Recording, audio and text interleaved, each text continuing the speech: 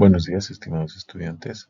Continuando con las clases teóricas en la Cátedra de Anatomía de la Universidad Pública del Alto, vamos a hablar acerca de la anatomía de los intestinos delgado y grueso. Mi nombre es el doctor Diego Gutiérrez Contreras, docente de la cátedra. Bueno, empezamos hablando del intestino delgado. El intestino delgado con sus porciones que ya conocemos, que son estas, que es el duodeno, el yeyuno pintado de color rosado en esta imagen y el ilio, ¿no?, pintado de color naranja. Esta porción es la porción más grande del tubo digestivo, midiendo aproximadamente 7 metros de longitud, ¿no? En este caso, el duodeno ya ha sido tratado junto con páncreas y vaso en una clase teórica. Solamente recordar que esta porción del intestino delgado es la porción fija y es además donde se van a vertir los líquidos que vienen del hígado, la bilis y el jugo pancreático, ¿no? Nos vamos a abocar netamente a hablar del yeyuno ilion, que es la porción móvil. Entonces, vemos acá de nuevo en esta imagen el duodeno, ¿sí? Y acá vemos una fluxosidad. Es acá donde comienza el yeyuno, que se denomina el ángulo duodeno-yeyunal o ángulo de Treitz, que posteriormente se extiende a todo el yeyuno ilion hasta esta válvula conocida como la válvula iliocecal o iliocólica, también llamado válvula de Bowen, para algunos clásicos también denominada la barrera de los boticarios. Bien, entonces desde el ángulo duodeno-yeyunal a la válvula de Bowen más o menos existen unos 6 metros de longitud. Vamos a ver que la principal función del yeyuno ilion es la absorción de nutrientes, ¿no? Es donde obviamente los aminoácidos, proteínas, lípidos, carbohidratos van a ser absorbidos para luego llevarlos a la circulación, a la vena mesentérica principalmente, donde ésta tiene que dirigirse a ser metabolizada en el hígado. Vamos a ver que todas estas asas yeyunoileales se van a localizar obviamente dentro de la cavidad abdominopélvica, pero en la topografía abdominal vamos a ver que se localizan en el mesogastrio, ¿no? Las dimensiones, como ya habíamos mencionado, son de 6.5 a 7 metros de longitud y el diámetro varía de acuerdo a la porción. En el yeyuno siempre suelen ser más gruesas, de 3 centímetros de diámetro, y en el ilion más delgada, llegando así a 1.5 a 2 centímetros de diámetro. Dentro de la configuración externa se describen entre 15 a 16 asas intestinales dispuestas en dos grupos. Un primer grupo constituido de asas horizontalizadas, como son las del yeyuno, que son las asas que ocupan las 2/5 partes de toda la disposición de las asas yeyunoileales, ¿no? Mientras que las asas más abundantes se localizan en la parte inferior derecha, que son las asas ileales. La disposición es verticalizada, a la que se denomina también asas yuxtapuestas, ¿no? Entonces, en conclusión podemos decir que las asas yeyunales son asas, son menor cantidad de asas que las asas ileales, ¿no? 2/5 partes del intestino delgado para las asas yeyunales y 3/5 partes para las asas ileales. Además, lo que tenemos que saber acá es la presencia de dos caras, ¿no? Tienen una cara superior y una cara inferior con dos tipos de bordes. Un borde libre, que es el que se observa acá, el borde libre que se puede palpar de manera transabdominal, y otro borde adherente, que es el borde en el cual se va a insertar el medio de fijación del yeyuno ilion, que es el mesenterio, que lo hablaremos enseguida. Hablemos de la constitución. Vamos a ver que ambas porciones, el yeyuno e ilion, están compuestas por 4 capas, una capa serosa o peritoneal, que es la capa más externa, que es la que está cubierta por peritoneo visceral, ¿no? y le da un aspecto más abrillantado a las asas yeyunoilianas, ¿no? Debajo de la capa peritoneal tenemos la capa muscular. La capa muscular está compuesta de dos tipos de fibras. Fíjense acá, esta es una asa ileal, por ejemplo, y esta es una asa yeyunal. En ambas vemos los dos tipos de fibras musculares. Una fibra muscular longitudinal y una fibra muscular circular. Este es músculo liso, que en medio de ellas vamos a encontrar un plexo nervioso llamado el plexo mientérico. Este plexo mientérico ayuda al peristaltismo de las asas del intestino delgado, ¿no? Luego tenemos una tercera capa, que es la capa submucosa, que está pintada de color blanco. Es donde también vamos a ver la presencia de vasos sanguíneos, pero un segundo plexo nervioso, el plexo nervioso submucoso. Este plexo nervioso, a comparación del mientérico, se encarga de la funcionalidad de las glándulas que va a tener el intestino delgado, ¿no? Luego tenemos una última capa, que es la más profunda, que es la capa mucosa, donde en el ilion casi va a ser escaso la presencia de pliegues mucosos, pero abundantes en el yeyuno. Fíjense la presencia de vellosidades intestinales que tiene la mucosa en el yeyuno, ¿no? Es por eso que es más gruesa y más espesa. Cada uno de estos pliegues tiene un nombre específico, se llama los pliegues circulares de Lieberkühn, ¿no? En el ilion lo que vemos sobre todo es poca cantidad de estos pliegues, pero sobre todo vamos a ver la presencia de unos nodulillos linfáticos denominados placas de Peyer. Las placas de Peyer, que son un tipo de tejido linfoide sembrado en las porciones del ilion, en la capa mucosa, que sirven sobre todo como órganos de defensa contra agresiones que puedan sufrir de bacterias o virus en estas porciones del intestino, ¿no? Bien, bueno, hablemos del medio de fijación. Vamos a hablar del mesenterio. El mesenterio es una capa, un pliegue peritoneal, como la que vemos acá, que es membranosa, serosa, con dos hojas, una hoja que pues en medio de las hojas vamos a ver la presencia de vasos sanguíneos, principalmente los vasos de la arteria mesentérica superior van a encontrarse en medio de las dos hojas del mesenterio, ¿no? El mesenterio entonces es un pliegue peritoneal que lo que hace es que el yeyuno ilion sea móvil, ¿no? Es el ancho que tiene estas hojas del mesenterio es aproximadamente de unos 8 a 10 centímetros de longitud, ¿no? Vamos a ver que está compuesto, aparte de sus hojas, de dos bordes. Un borde adherente que tiene el mesenterio, que tiene la forma de una S itálica, que es la raíz del mesenterio, y un borde libre, que es el que se inserta, o borde intestinal mejor llamado, que es el que se inserta en el yeyuno ilio, que tiene la misma longitud que el yeyuno ilio, ¿no? O sea, los 6 a 7 metros de longitud, ¿no? Bien. El borde mesentérico, o sea, el borde adherente o la raíz del mesenterio, que es la que vemos acá o acá, tiene la forma de una S itálica que parte desde el ilio renal, o sea, desde el ilio renal del lado izquierdo, y luego la parte vertical de la S itálica, o sea, esta parte vertical cruza los vasos prevertebrales, o sea, la arteria aorta y la vena cava inferior, para luego terminar en este extremo que se encuentra en la fosa ilíaca derecha, ¿no?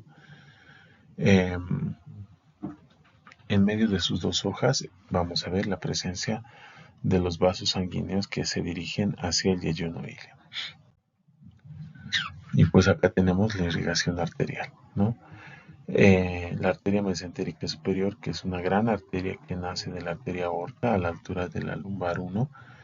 Esta arteria, vamos a ver que, como en la imagen, tiene la forma de una J y que de su convexidad se originan entre 15 a 16 arterias denominadas arterias yeyunoiliares. Las primeras, que son las arterias yeyunales, que son largas, y las últimas que son las arterias iliares, que son cortas, ¿no? Estas arterias yeyuno-iliales lo que hacen es formar arcos vasculares, ¿no? Arcadas arteriales, como dice ahí el texto, ¿no? Las arcadas arteriales son largas en el yeyuno, mientras que las arcadas arteriales son cortas en el ilio. Puede haber gran cantidad, llegando hasta 5 generaciones de arcadas arteriales en el ilio y solamente 2 a 3 en el yeyuno. De la última arcada, las arterias que van a ingresar al intestino se van a denominar vasos rectos, como los que vemos acá. Estos vasos rectos son aquellos que pues se van a dirigir al intestino, ¿no? En este lado tenemos la vena mesentérica superior. De igual manera que la misma disposición que la arteria, la vena mesentérica superior en forma de J, y de la misma manera que en su convexidad drenan las venas yeyunoiliares, igual formando arcadas venosas que lo que van a hacer es, en este caso, recoger todos los nutrientes. Las venas de la mesentérica superior son las que se encargan de recoger los nutrientes absorbidos por yeyuno ilio y llevarlas a esta gran vena, a la vena mesentérica superior. La vena mesentérica superior vamos a ver que se dirige hacia el hígado, formando así la gran vena porta, y obviamente en el hígado, que es el laboratorio más importante que tiene el cuerpo humano, se va a metabolizar todo lo que hayamos comido: hidratos de carbono, lípidos, proteínas, vitaminas, minerales, etc., ¿no? Para luego, una vez ser metabolizados, llevarlos de nuevo a la circulación hacia el corazón, para que el corazón lo transporte hacia todos los órganos donde tenemos que obviamente utilizar todos estos nutrientes, ¿no? Bueno, bien, entonces es importante conocer la irrigación arterial, ¿no? Y el drenaje venoso del intestino, ya que tiene bastante funcionalidad. Conocemos también a los linfáticos. Los linfáticos son abundantes en el intestino, tanto delgado como grueso. Estos linfáticos van a formar vasos linfáticos que vamos a ver que terminan acá en esta gran cisterna que se llama la cisterna de Pequet o cisterna lumbar, que posteriormente va a dar origen a un gran vaso linfático que ya hemos estudiado en la caja torácica, que es el conducto torácico, ¿no? El conducto torácico vamos a ver que se vierte en el sistema venoso profundo, que va a llegar hasta el ángulo yugulosubclavio izquierdo de Pirogov, ¿no? Bueno, entonces, además de haber una gran irrigación, existe un gran drenaje linfático con la presencia de ganglios y vasos linfáticos, ¿no? En el yeyuno ilio. La inervación, ¿no? Los plexos nerviosos simpáticos y parasimpáticos, que se originan del plexo mesentérico superior e intermesentérico, que son provenientes, son fibras eferentes del plexo solar. El plexo solar, recordemos que es un plexo localizado en la región celíaca. Vamos a ver que se distribuyen y viajan junto con las arterias yeyunoiliales para llegar a las paredes del intestino, ¿no? Y unirse a los plexos nerviosos mientérico y submucosos, que ya hemos hablado en la constitución, ¿no? Entonces este plexo nervioso es el encargado de dar funcionalidad peristáltica y funcionalidad para la secreción de las glándulas. Es un cuadro que tienen que saber la diferencia entre yeyuno e ilio, ¿no? Solamente se encuentran algunas características, pero hay muchas más, aproximadamente entre 15 características que diferencian entre yeyuno e ilio. Por ejemplo, el color. En yeyuno es más oscuro, en el ilio es más claro, rosa oscuro y rosa pálido. Esto por la presencia de la vascularización, mayor vascularización en el yeyuno que en el ilio, ¿no? vamos a ver que el diámetro hemos dicho que es más grueso en el yeyuno que en el ilio. Las paredes, obviamente,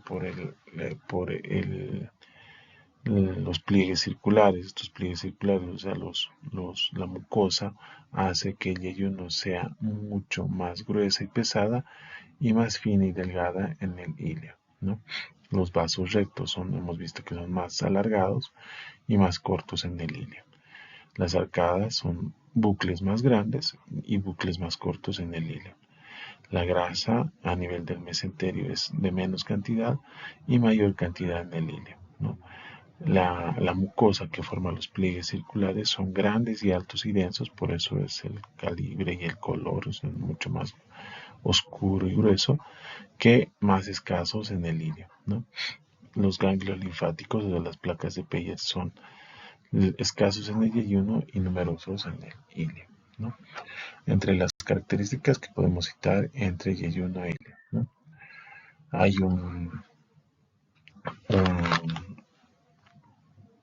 ¿cómo se denomina esto? Um, se me fue el nombre. Eh, un divertículo, el divertículo de Meckel no es nada más que una, una formación, ¿no?, del conducto vitelino, que recordemos que el conducto vitelino es la última porción para formar la bolsa ónfalo-mesentérica que tiene el intestino, ¿no? Este resto embriológico, eso quería decir, ese resto embriológico, que es el conducto vitelino, puede quedar ahí en la memoria o en una porción a 60 centímetros de la válvula ileocecal y formarse así el famoso divertículo de Meckel, que en algunos casos puede causar alguna patología, ¿no? El divertículo de Meckel. El intestino también patológicamente se puede torcer, ¿no? Puede girar en sus asas y volverse negruzca, así como lo que vemos acá, esta porción de intestino delgado, ya que al enrollarse o atorcelarse en esta porción, lo que va a hacer es que la sangre no llegue a las paredes del intestino y llegue a necrosarse, ¿no? En muchos casos hay que resecar, hay que cortar esta porción de necrosis, de tejido muerto del intestino y anastomosar las partes que están vivas, ¿no? Como por ejemplo es una porción viva del intestino, así rosado, con mucha vitalidad, con mucha irrigación, a comparación de este intestino que es está pues totalmente necrosado y grueso, ¿no? Bien, entonces algo que ustedes que van a ver en su vida diaria y lamentablemente es muy doloroso porque una necrosis, un infarto de los vasos mesentéricos llevan a esta patología. Muy bien, continuando vamos a hablar del intestino grueso colon. Vamos a ver que esta porción de la última porción del tubo digestivo, que tiene la forma de un marco, presenta las siguientes partes, ¿no? Vamos a ver la presencia del colon ascendente, vamos a ver la presencia de la flexura cólica derecha, del colon transverso, de la flexura cólica izquierda, del colon descendente, del colon sigmoide y del recto. Sin antes mencionar que en esta porción se denomina ciego y en el ciego hay un apéndice que se llama el apéndice vermiforme o vermicular.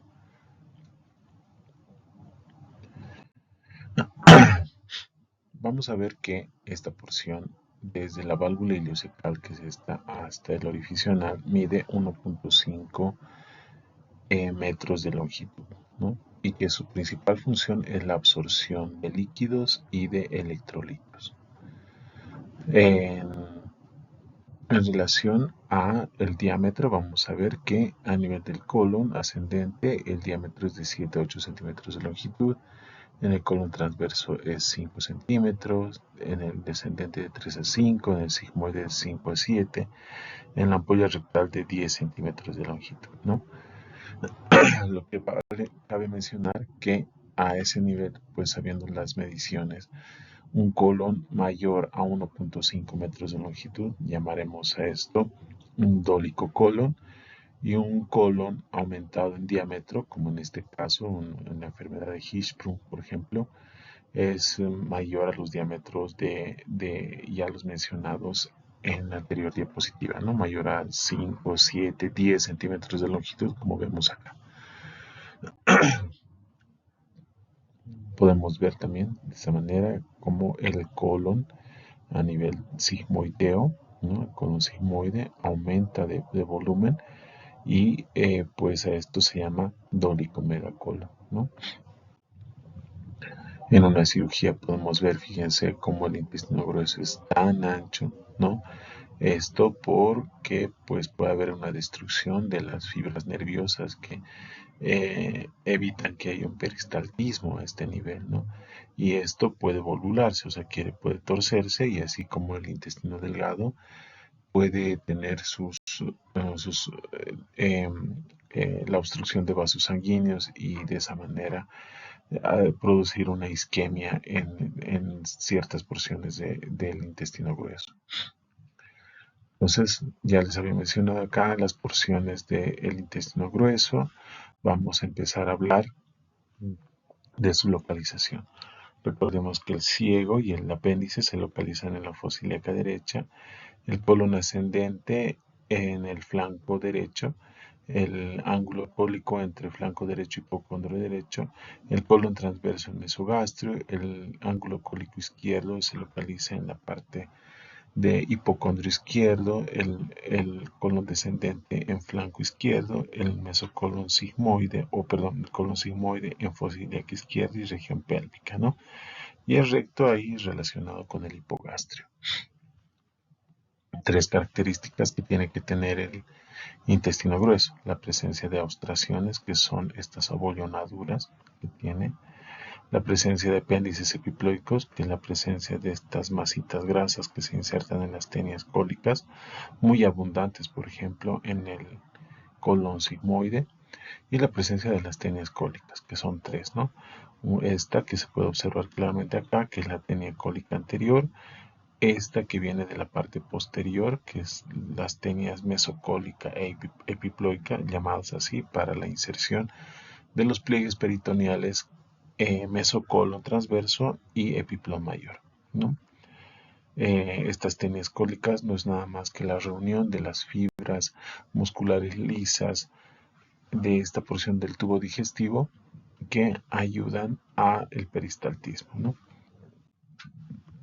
Hablemos del ciego, ¿no? Antes de hablar del colon ascendente, el ciego es una porción en la cual mayormente se dice que hay mayor absorción de fibra a este nivel, ¿no?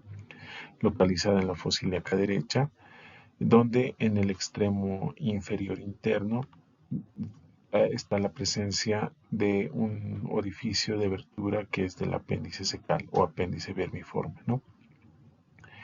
Esta porción con una válvula que se llama la válvula de Gerlach, que es un pliegue mucoso que evita que las heces fecales ingresen al apéndice y de esa manera lo puedan obstruir y se forme una inflamación como la apendicitis, ¿no? Pues bueno, el ciego está localizado ahí, como les había mencionado, encima de un espacio denominado el espacio subcecal o también llamado el espacio de Bogros, ¿no? Es una porción móvil que tiene el intestino grueso que de la misma manera puede volvularse, ¿no? El apéndice, si hablamos del apéndice, el apéndice vermiforme o apéndice secal, que es este, es una prolongación vermiforme, o sea, parece pues un gusano que en su interior presenta también tejido linfoide, o sea, que quiere decir que participa en el sistema de defensa del organismo, ¿no? Pero que puede ser reemplazado por las placas de Peyer, así que no es bastante útil si es que se inflama, ¿no? Se lo puede retirar en el caso de apendicitis, ¿no? El apéndice vermiforme puede tener distinta longitud, pueden ser cortos, pequeños, pero localizados sobre todo dirigiéndose hacia la cavidad pélvica, ¿no? tiene una porción de mesenterio que se llama el em, mesoapéndice, que en su interior vamos a ver la presencia de una gran arteria que se llama la arteria pendicular, que se tiene que conocer ya que al retirar el apéndice hay que ligar esta arteria, ¿no? Las variaciones del apéndice pues varían que en la pelvis menor, ¿no? Es de 30%, retrocecal lo encontramos en un 65%, preilial en 2% y menor al retroilial en 1%, ¿no? Podemos tener también todas estas variedades de posiciones del apéndice. En el caso de apendicitis, por una obstrucción, por ejemplo, un fecalito que ingresa a la luz del apéndice, lo inflama y hace que posteriormente esto se edematice. Al edematizarse se hincha, puede producir una necrosis, ¿no? Una necrosis en la punta, ¿no? Fíjense acá, y posteriormente estallar el apéndice y producir el paso del contenido pues, de las heces fecales a la cavidad peritoneal, ¿no? Convirtiéndose, agravándose este cuadro en una peritonitis, por ejemplo, ¿no? El punto apendicular de McBurney, que es lo que tienen que conocer ustedes, es un punto que se encuentra localizado entre el ombligo, trazando una línea, ¿no? Que se encuentra entre el ombligo y la espina ilíaca antero superior, y lo dividimos en 3 tercios. La unión del tercio externo con el tercio medio nos dará el punto de McBurney, que es nada más el punto en el cual se puede palpar el apéndice vermiforme, ¿no? Ah, vemos también nos hemos saltado acá, pero vamos a ver parte del colon ascendente que está fijado a la pared posterior a través de una fase de coalescencia, se llama la fase de coalescencia de Toll, que hace que el colon se vuelva acá, o bueno, tenga esa particularidad de ser la porción fija del intestino grueso, ¿no? Ya luego ascendiendo tenemos el colon, el ángulo cólico derecho, ángulo cólico hepático, ya que se relaciona con el hígado, y tiene sus medios de fijación también, ¿no? Los ligamentos hepatocólico, frenocólico, que van a principalmente fijarse, ¿no? Para que tenga una posición normal de esta porción del intestino, ¿no? Tenemos el colon ascendente, ¿no? Que se relaciona en la parte posterior con el riñón derecho. Se va a relacionar con los músculos que ya conocemos, como el transverso, el, la fascia tóraco-lumbar, ¿no? Vamos a ver la relación de los nervios ilipogástrico y inguinal, que están en relación también con esta porción del colon ascendente. El colon transverso que vemos acá es una porción móvil que tiene el intestino grueso, que cruza de derecha a izquierda. Acá las heces fecales ya se van volviendo semipastosas porque pues hay gran absorción de líquidos, ¿no?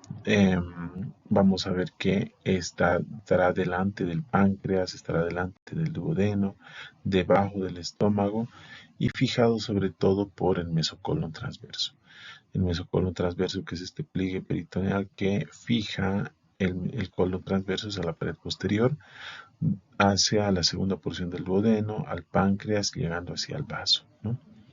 Esto también es el mesocolon transverso, que lo podemos observar en la imagen. Tenemos también, ahí fíjense, las inserciones del mesocolon transverso, como les había mencionado, que va desde la segunda porción del duodeno, cabeza, cuello, cuerpo, cola del páncreas, donde se va a fijar, ¿no?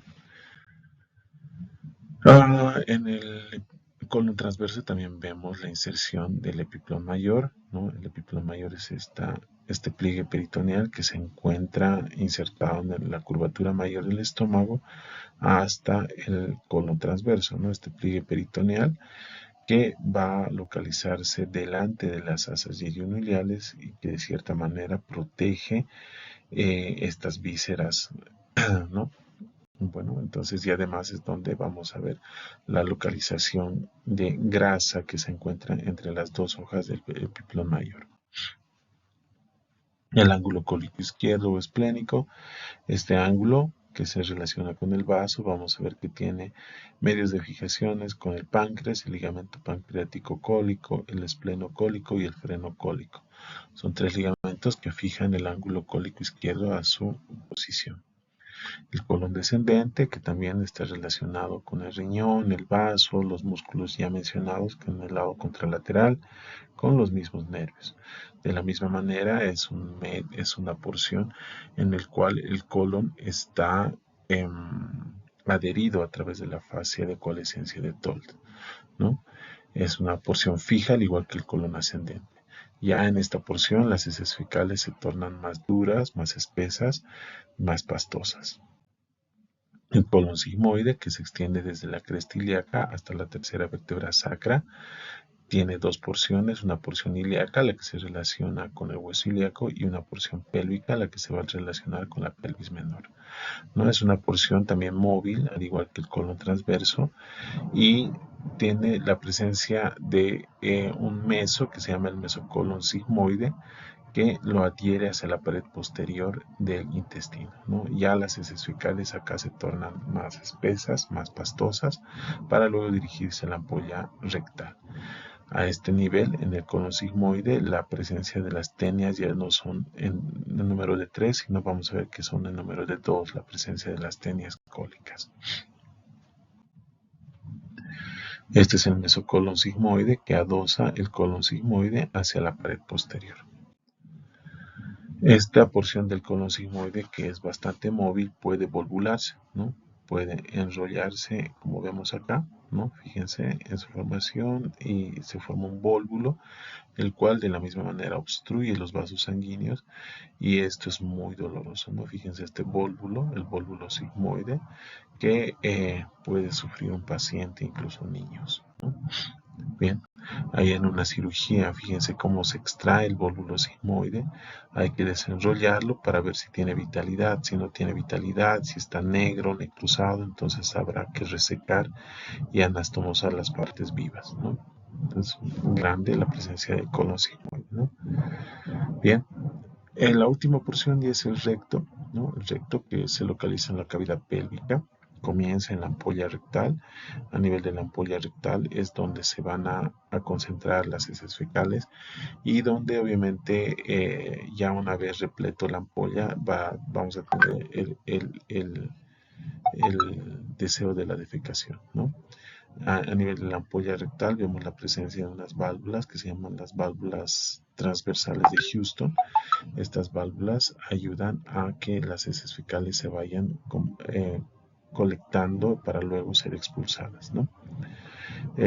Pues debajo del recto está la presencia del conducto anal, con la presencia de unas válvulas verticales que se llaman las válvulas de Morgagni, que están abiertas, elevadas aproximadamente unos 3 a 4 centímetros de longitud, unidas en la parte inferior formando unas válvulas en forma de nidos de paloma, y acá sobre todo la presencia de unos plexos venosos importantes que se llaman los plexos venosos hemorroidales, ¿no? Tenemos la línea anocutánea, que se llama la que separa la mucosa rectal con la piel del ano, ¿no? A los costados vamos a ver la presencia de músculos, los esfínteres, esfínter interno del ano y esfínter externo del ano, quienes son aquellos que comprimen para evitar que las heces fecales salgan hacia el exterior, ¿no? Entonces, estos músculos son muy poderosos y pertenecientes al perineo del varón y de la mujer. Vemos que la relación del recto en el varón, fíjense, delante del recto está la próstata, la vejiga, las vesículas seminales, mientras que la relación del recto hacia adelante en la mujer está en la vagina, el útero, ¿no? pues en relación con el recto, ¿no? Fíjense en la parte posterior tenemos la relación con la última porción de la columna vertebral, el sacro y el coxis, ¿no? Tanto en el varón y en la mujer. Lo que quiere decir que si digamos hay una luxación de coxis, utilizamos el tacto rectal para rectificar también el coxis. La última porción del ano, esto es lo que les mencionaba, la línea anocutánea, que es el límite de transición entre mucosa rectal y el ano, ¿no? Hay vellosidades, hay glándulas que se secretan a ese nivel. Estas venas que ya les había mencionado, que son el plexo venoso hemorroidal, que es muy lábil ya que puede estas crecer y producir las famosas hemorroides, ¿no? Que pueden sangrar, ¿no? La irrigación arterial es muy importante comprenderla en el colon, ya que la mitad derecha es irrigada por la arteria mesentérica superior y la mitad izquierda por la mesentérica inferior. A través de las arterias, ¿no? Tenemos acá la arteria ileocólica, que es la arteria que va a dar origen al ilion, a la arteria pendicular, las arterias secales y esta arteria que se llama la arteria cólica inferior derecha. Tenemos la arteria cólica media derecha y la arteria cólica superior derecha. De la misma manera formando arcos paracólicos que ayudarán posteriormente a la irrigación del colon, ¿no? En el lado izquierdo tenemos las arterias cólica superior izquierda, cólica media izquierda y las arterias sigmoideas. Sigmoidea superior, media e inferior, ¿no? Estas arterias sigmoideas obviamente se dirigen al colon sigmoide. La cólica superior derecha con la cólica superior izquierda se anastomosan para formar este arco que se encuentra en el colon transverso que se llama el arco vascular de Riolano, ¿no? Que es muy importante en la cirugía. Bien, bueno, entonces el drenaje venoso de la misma manera. Para la mitad derecha del colon tenemos a las mismas venas del mismo nombre que van a drenarse a la vena mesentérica superior, ¿no? Mientras que para la parte izquierda tenemos a la vena mesentérica inferior que de la misma manera van a la vena porta y pues dirigirse hacia el hígado a llevar todos los nutrientes que han sido absorbidos, en este caso agua y electrolitos, hacia el hígado, ¿no? La inervación, de la misma manera, viajan por las arterias mesentérica superior, mesentérica inferior, provenientes del plexo nervioso solar o plexo celíaco, que se van a unir a los plexos mientérico y submucoso del colon transverso, ¿no? Estas fibras son simpáticas y parasimpáticas. La irrigación del recto está dada por tres arterias denominadas las arterias mesentérica inferior, que es la que se va a dirigir hacia el recto, ¿no? La van a dar las famosas arterias rectales superiores. Vamos a ver las arterias rectales medias que nacen de esta arteria, que es muy importante, la arteria hipogástrica, y de la arteria pudenda interna, que es esta, nacen las arterias rectales inferiores. Entonces el recto está formado por tres arterias: rectal superior, rama de la mesentérica inferior; rectal media, rama de la hipogástrica; y rectal inferior, rama de la pudenda interna. Bien. En relación a las venas del recto se forman plexos venosos importantes. El plexo venoso hemorroidal inferior es el que pues se dirige, es el más lábil y es donde existe una anastomosis entre la vena cava inferior y la vena porta. Es importante conocer las anastomosis portocavas, ya que son dos sistemas venosos distintos, que como les había mencionado, ya que su obstrucción o su dilatación pueden producir hemorroides, ¿no? Existen otras anastomosis portocavas en otras regiones, como el esófago, a nivel umbilical, etcétera, que también tienen su importancia clínica. La inervación del recto y el ano, obviamente también provenientes del plexo hipogástrico inferior, que viajan junto con las arterias para llegar hasta el recto y pues de esa manera ayudar al peristaltismo y de la misma manera ayudar a la secreción de las glándulas, ¿no?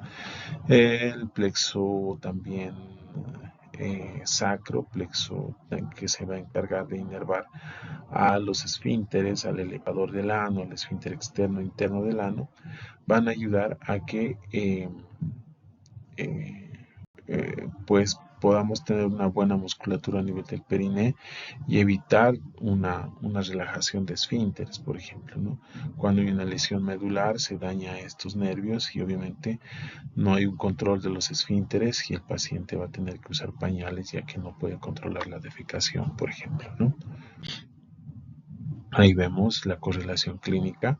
Cuando estas venas son dilatadas, se producen las famosas hernias, ¿no? Las hernias hemorroidales, no hernias, perdón, las hemorroides, que son las hemorroides internas, que son venas, las hemorroides externas, son venas dilatadas que de paredes muy delgadas que si se rompen pueden sangrar, ¿no? Esto puede resolverse de manera médica o como también de manera quirúrgica. Muy bien, eso es todo, muchas gracias. Nos vemos hasta otra oportunidad.